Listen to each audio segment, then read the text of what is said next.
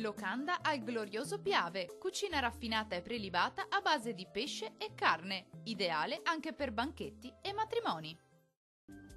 Tempo spiccatamente instabile sulle nostre regioni a causa del ciclone Circe. Vediamo insieme il dettaglio del 29 giugno.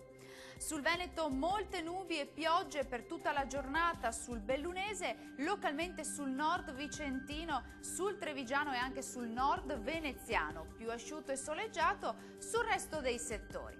Vediamo anche le temperature che risultano essere in lieve calo, massime comprese tra i 22 e i 30 gradi circa, minime sui 17-20 gradi. Andiamo ora a vedere che tempo farà sul Friuli Venezia Giulia. Rovesci e temporali diffusi per tutto il giorno, come ci mostra la nostra grafica, ma forti al mattino, specie sui settori centro-orientali in genere. Temperature massime attese intorno ai 22-27 gradi, minime sui 19-21 gradi circa. Concludiamo con uno sguardo alla situazione del Trentino Alto Adige. Molte nubi ovunque con temporali diffusi anche qui per tutta la giornata, ma più intensi al mattino.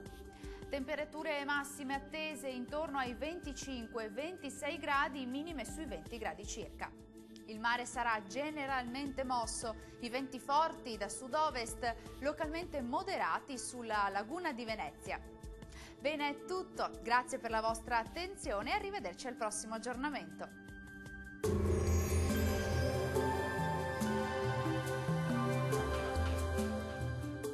Locanda al glorioso Piave, cucina raffinata e prelibata a base di pesce e carne, ideale anche per banchetti e matrimoni.